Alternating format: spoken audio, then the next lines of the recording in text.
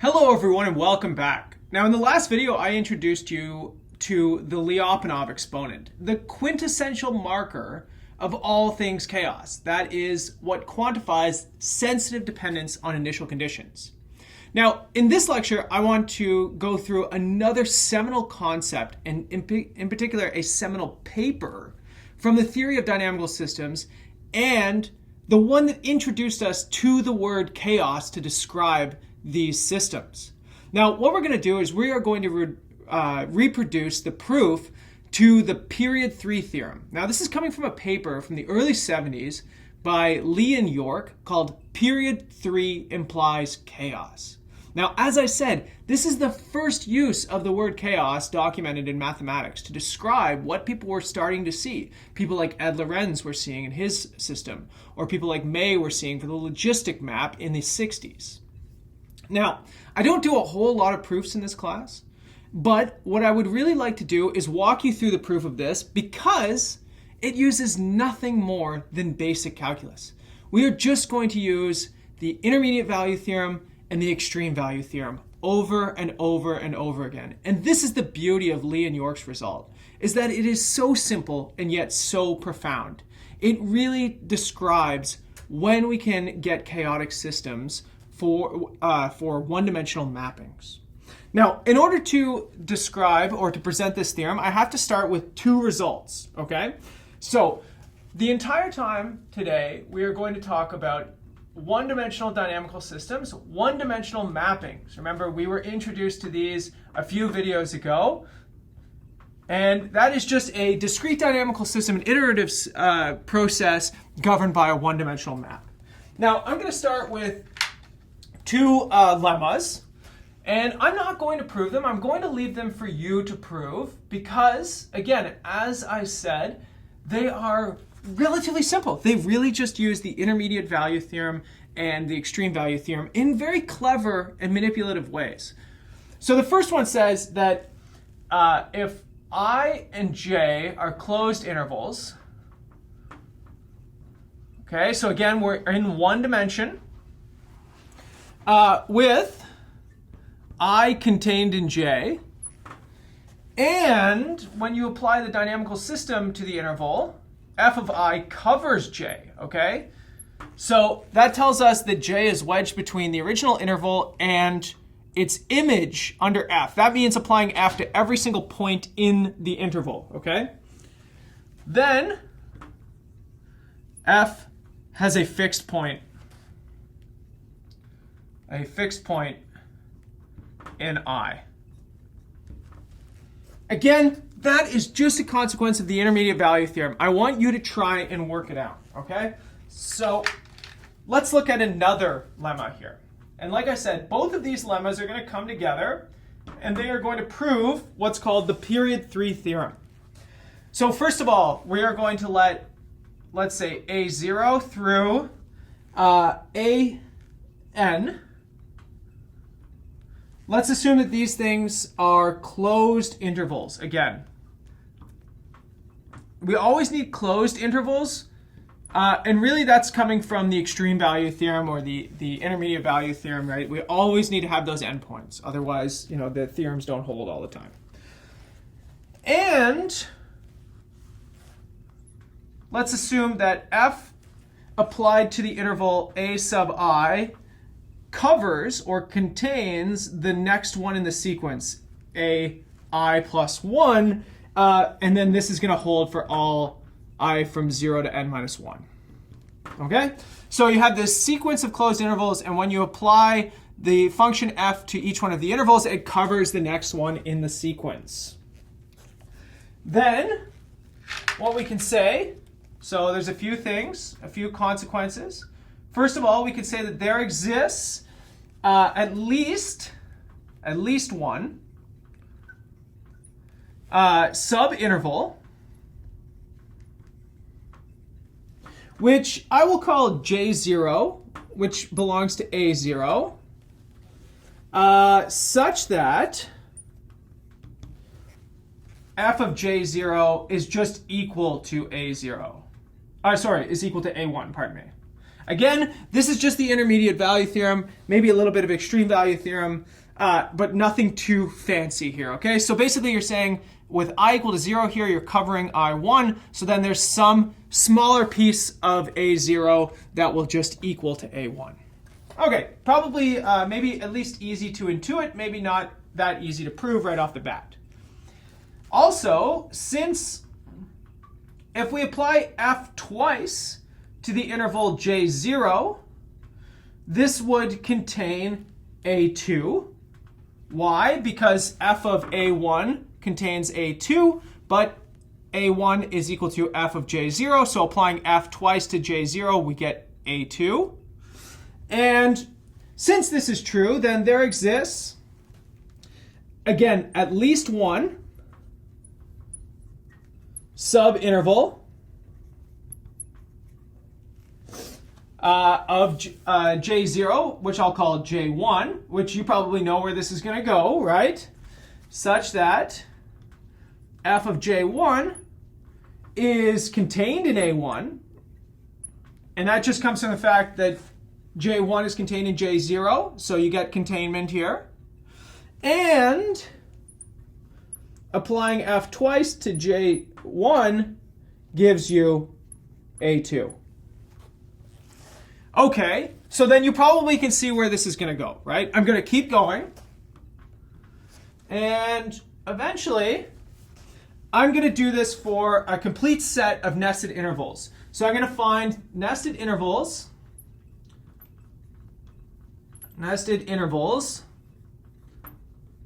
I will call them JK, which is contained in JK plus 1, which is contained in so on and so forth, such that the kth iterate of f applied to JK minus 1 is equal to AK for each one of my intervals, okay? So again, this is all just functioning on this premise that you have these intervals that coat each other, that they cover each other. And what more can you say? So first of all, I have the existence of all these JK intervals. I can also say, thus, there exists a point which I will call x and it belongs to A0 such that fi of x belongs to AI for all I. Right? So there's a point that has to hop through all of these intervals, right? And that point is clearly going to belong to each one of these sub-intervals, right? And it's just going to follow from this chain here. Okay, so again, I'm going to leave those for you to prove. I think that they're fun applications of very basic calculus theorems. But again, they're being applied in a very complicated way, right? This is dynamical systems analysis. This is not just sort of basic calculus anymore. But this leads me to the theorem that I'm interested in. And again, this is called period 3 implies chaos. Okay, so again, if you are interested in looking up this paper, this is the title of the paper, Period 3 Implies Chaos. It's by Li and Yorke from the early 70s. It is surprisingly accessible. It is readable even potentially to an undergraduate audience. So what it says is let F be an interval or a one-dimensional dynamical system and let this thing be continuous. So we need continuity. Why? Well, to apply anything like extreme value theorem or the intermediate value theorem, you always need continuity, okay? So you have to have continuity here or else nothing is interesting. Now, suppose F has a 3 cycle.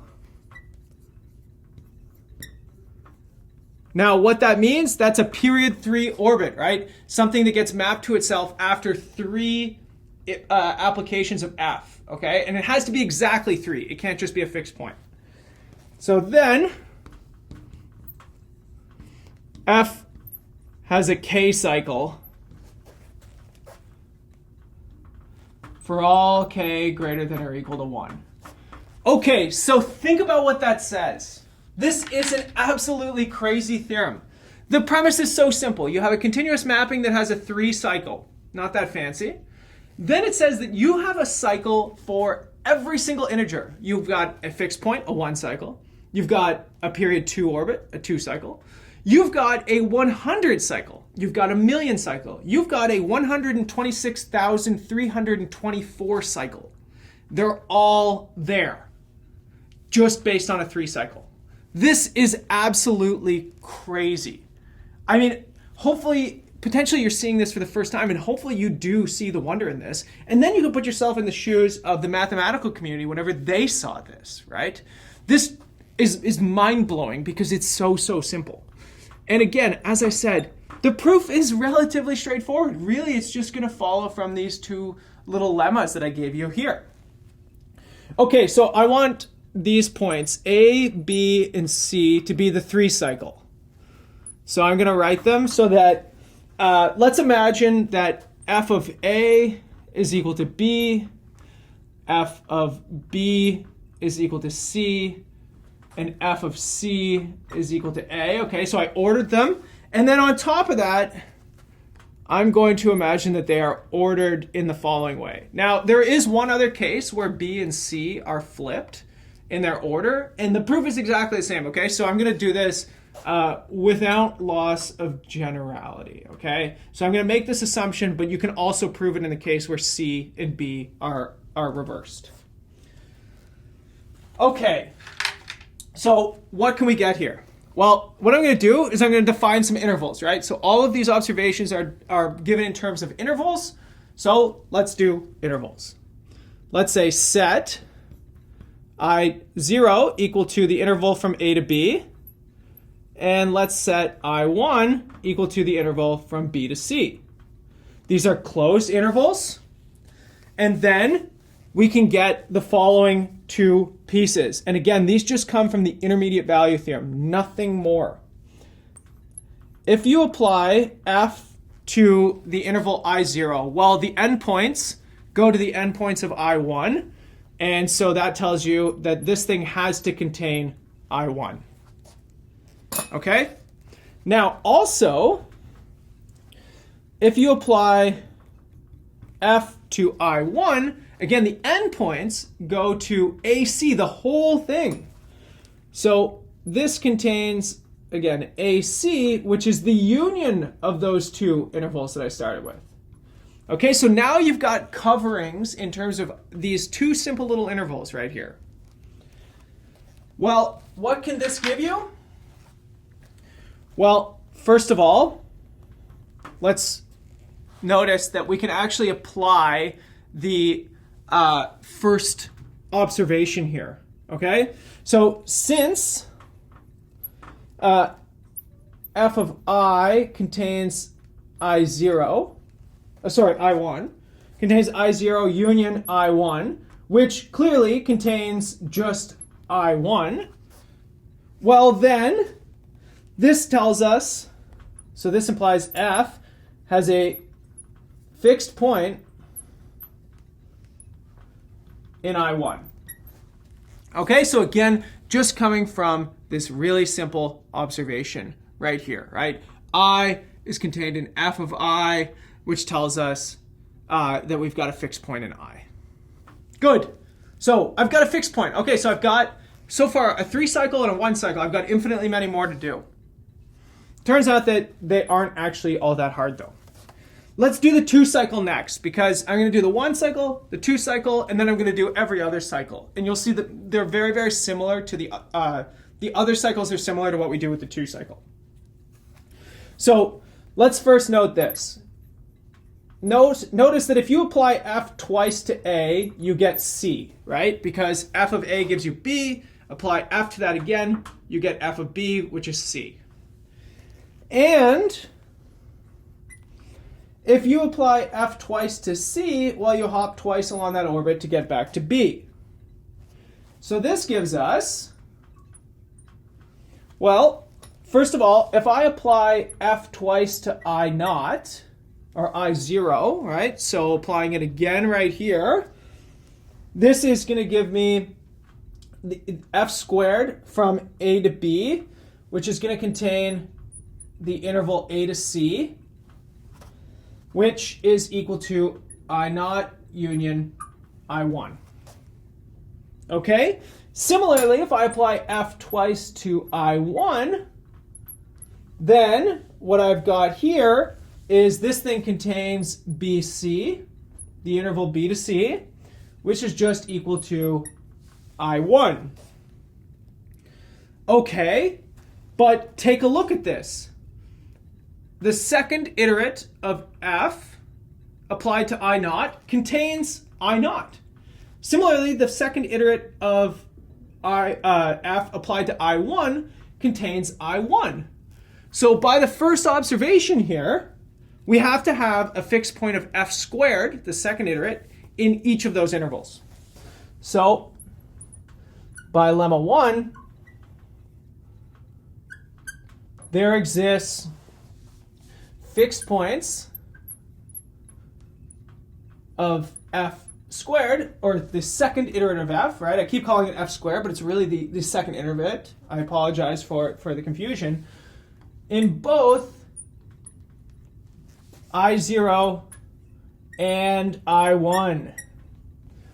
Okay, so just keep in mind what's happening here. Remember, a 2 cycle is a fixed point of the second iterate map.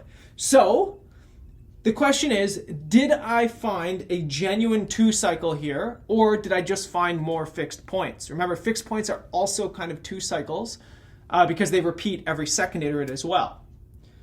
So how can we rule out that I have a genuine 2 cycle instead of just more fixed points? Well, that's going to come from lemma 2. Okay, so how do we know that those fixed points that we've identified of the second iterate of f are not just fixed points of f itself? Well, let's note that we've got this f of I0 contains I1, and the second iterate of I0, it contains I0. Right? Because it contains the union of I1 and I0, which contains I0 itself. So let's apply lemma 2.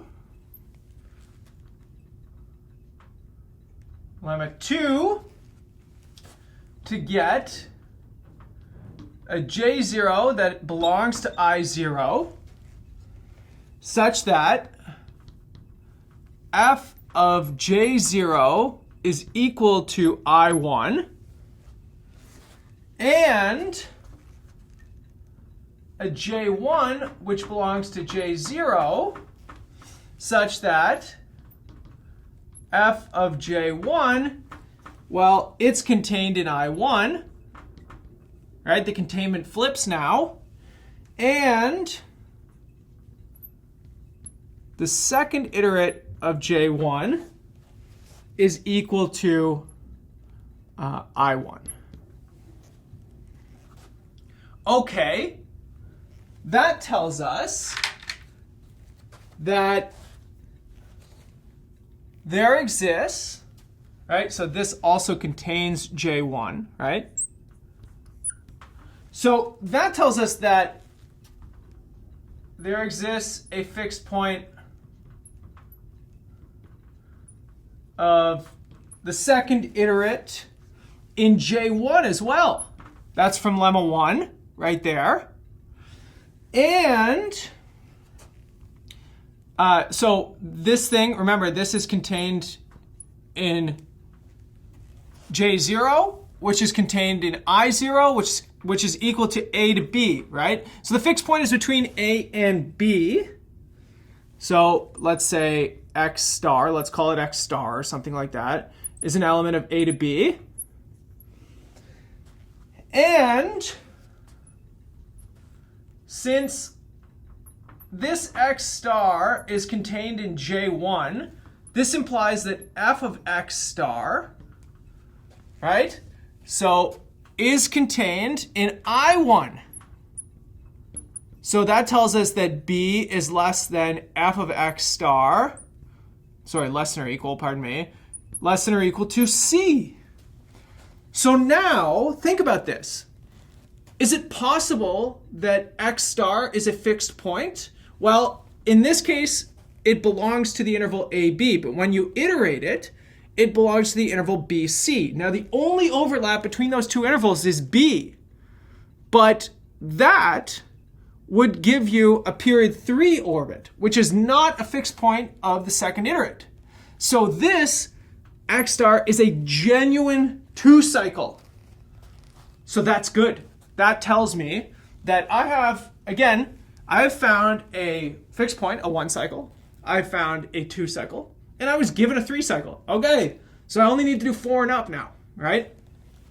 Well, it turns out that pretty much all of the rest of them are done almost exactly the same as the n equal to 2 case. Okay, so let's do n greater than 3. All right, we don't need to do n equal to 3 because ABC is our 3 orbit. So let's inductively define a sequence of intervals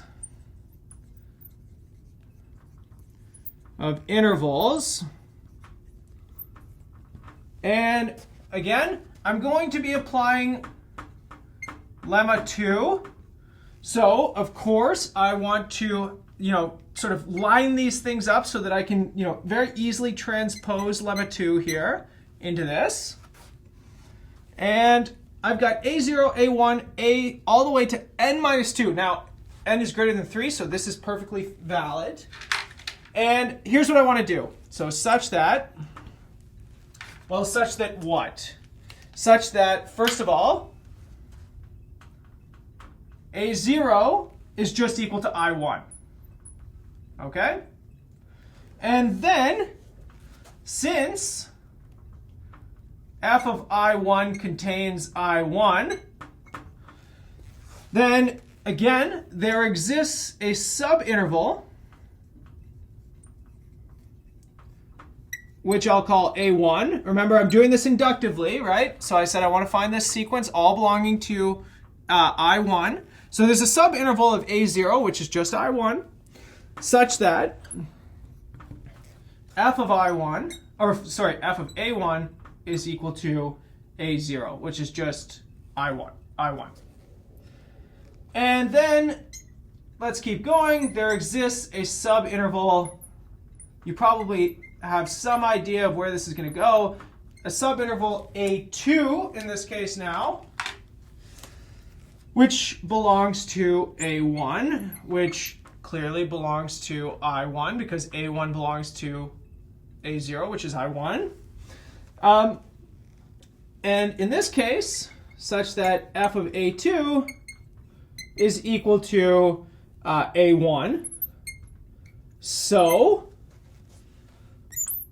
its second iterate is equal to I1, which is just A0. All right? So I keep getting these nested intervals. And let's continue. And now, let's say there exists subinterval. Okay, in this case, let's go all the way up to an minus 2, which is contained in an minus 3, such that f of an minus 2 is equal to f of an minus 3, and f of, if you take n minus 2 iterates of this thing, this is equal to A0, which is just I1.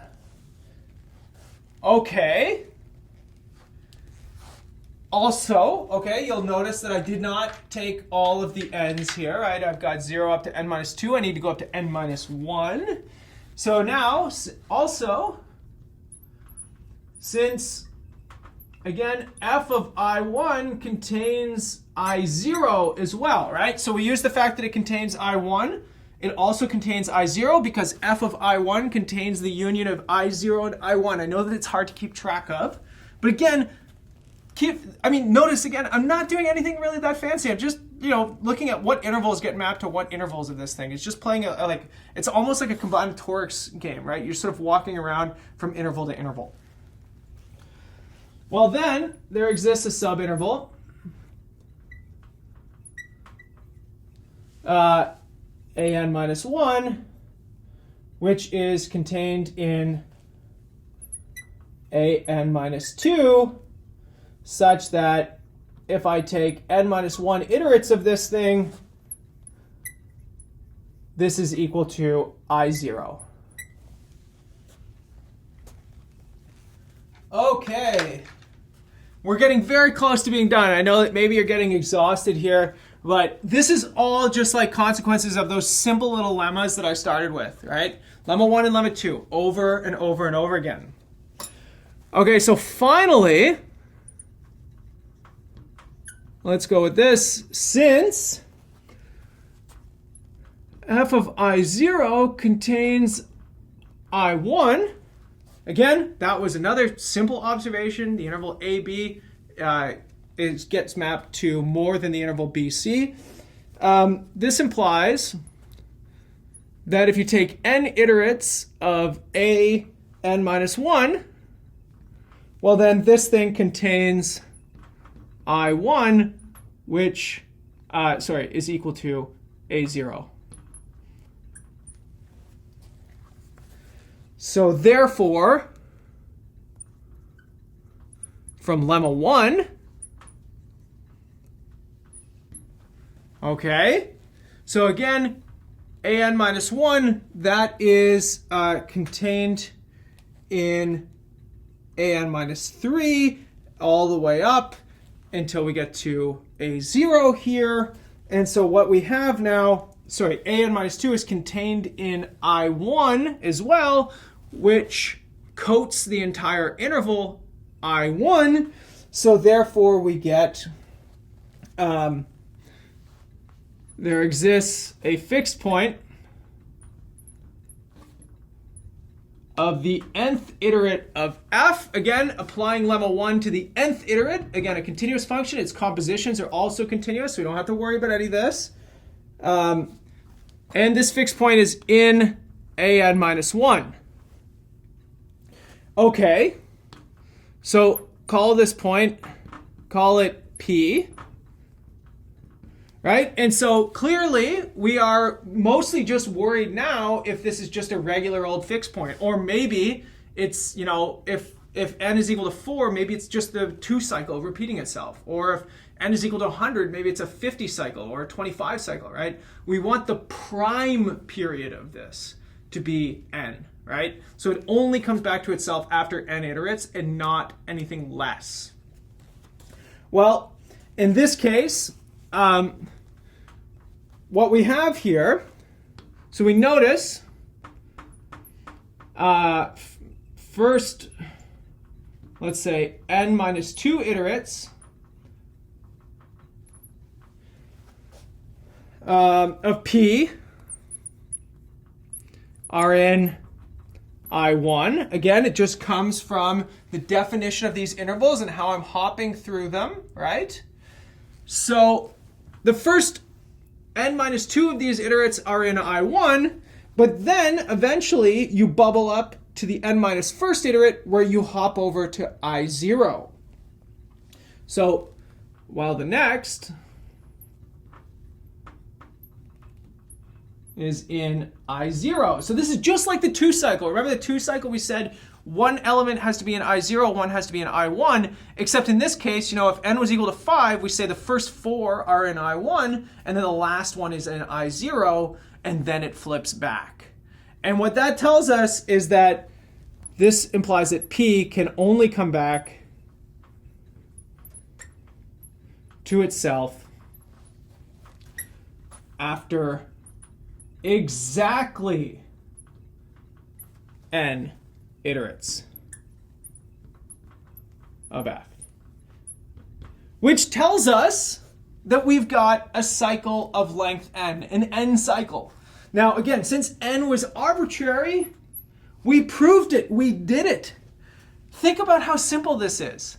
All you need is a period 3 point, and that gives you cycles of every other period. That's crazy, right? And all of those cyclic points belong to the closed interval. They're between the period 3 cycle, the extremes, right? They're all between A and C. So that means you've got infinitely many points tucked into this finite interval. This is a hallmark of chaos, something that we're going to come back to in the next video when we start talking about the properties of chaotic systems. In this case, you can show that the periodic orbits here they densely fill up your closed interval, right? You basically, everywhere you are, you're close to a fixed point of some period. This is fascinating, and you can apply this in practice very easily. If you want to show when the logistic map is chaotic, just start looking for where there's period 3 orbits, right? You can do the same thing. We did it in the previous video where we looked for fixed points and 2 cycles. Now just do it for 3 cycles. It might take a little bit more work, but think about the fruits of your labor here, right? You're showing that by finding a 3 cycle, there's actually periods of every other, or there's cycles of every other period in there as well. That's pretty cool. Okay, so before we conclude this video, I want to talk to you about a generalization of the period 3 theorem that was actually proved before Li and Yorke proved their period 3 theorem. Now, you might be asking yourself, how is a generalization proved before this result without Yorke and Li actually knowing about it? Well, this was attributed to the Cold War. So at the time, Russians or people from the Soviet Union were publishing primarily in Russian, and people in North America, for example, could not read these articles or even get access to them in some cases. And so what happened, especially in dynamical systems, was that you had parallel developments happening. And one of these parallel developments is this period 3 theorem. And this was due to a mathematician named Sarkovskii. And before we can present Sarkovskii's theorem, what we need to do is introduce an ordering of the natural numbers. Okay, so this is called the Sharkovskii ordering. Now, of course, Sarkovskii, this is a Russian name, and therefore it doesn't translate, or it can be translated very differently into the Latin alphabet. So you can find all kinds of different variations of this name, but typically a Google search of something in or around this version of the name will give you what you need. So of the natural numbers, all right, so the natural numbers, I'm not including 0 in this, and I don't really want to get into an argument about that, but ordering of the natural numbers, okay, so I'm going to order the natural numbers in a weird way, right? I'm not going to do it as 1, 2, 3, 4, 5. I'm going to go 3, which is bigger than 5, which is bigger than 7, which is bigger than 9. Again, I'm saying bigger than, but this is just sort of in the ordering, the sort of way that I'm ranking these numbers, okay? You can probably figure out where this is going. I'm going to list all odd numbers first, okay? So this row has infinitely many. So every single odd number comes before the even numbers. Then once you've listed every odd number, then you're going to start listing 2 times every odd number. So 2 times 3, so 6. 2 times 5, 10. 2 times 7, 14. 2 times 9, 18. And so on and so forth. So you list all the odd numbers, then 2 times all the odd numbers. Then 4 times all the odd numbers. Okay? And you can probably guess what comes next. It's going to be 8 times all the odd numbers. And then every single power of 2 times the odd numbers. Okay, so each one of these rows is infinite, and then there's an infinite number down the columns as well here. And once you have exhausted every power of 2, then you've got, the only thing left are the actual powers of 2 themselves. And so you could order all of the power of 2's in descending order. 2 to the 5, 2 to the 4, 2 to the 3, 2 to the 2, 2 to the 1, which is just 2, and 1. So that is the Sarkovskii's ordering of the natural numbers. Okay, so 3 is the highest or the biggest in the hierarchy. 9 is bigger than everything but 3, 5, and 7.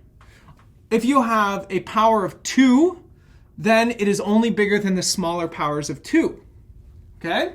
So it's a little bit of a confusing way to order these things, but here's Sharkovskii's theorem.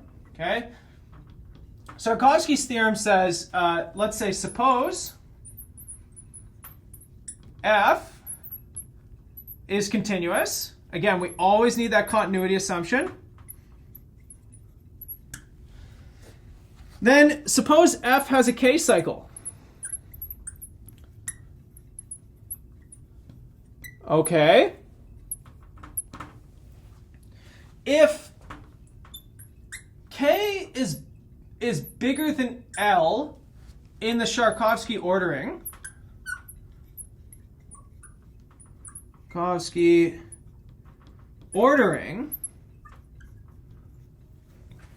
then F has an L cycle too. Now, I'm not going to prove this. The proof of this is actually quite similar to the proof of the period 3 theorem. But first of all, let's interrogate this. How is this actually a generalization of the period 3 theorem? Well, if k is equal to 3 here, 3 is bigger than everything. So that's the period 3 theorem. That's Li and Yorke's period 3 implies chaos. But think about the generalizations here. If you could identify a period 7 orbit, then you've got periodic orbits. You can guarantee periodic orbits of 9, 11, 13, 33, 101, 6, 4 times 7, so 28, right? All the way down to 8, 4, 2, 1. Infinitely many again. Or if you could find a period 2 orbit, so a 2 cycle, you can guarantee that there's a fixed point. Or if you can find a 4 cycle, you can guarantee there's a 2 cycle and a fixed point. Right? Actually, the only way you can have, from the Sarkovskii's theorem to have finitely many periodic points or cyclic points is if you've just identified something with a power of 2. If you identify any other cycle that's not a power of 2, you've got infinitely many fixed points. That is why that's a generalization of the Li and Yorke period 3 implies chaos.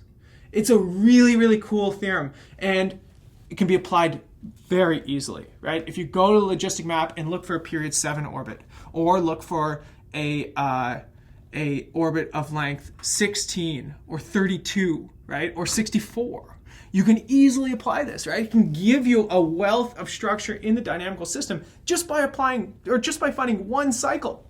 That's crazy, right? That is a truly crazy theorem. And it's awesome. It's extremely powerful. But again, I want you to be careful. This only works for one-dimensional mappings. These results, both Li and Yorke's result and Sarkovskii's result, they're very well known not to work in higher dimensions. Okay, so this is very typical or very centralized to these interval mappings, to the topology of a one-dimensional dynamical system. In 2 dimensions, things get much more complicated, and therefore these results don't necessarily hold. Okay, in the next video, we're going to come back and we're going to talk about the properties of a chaotic system. I'll see you in the next video, everybody.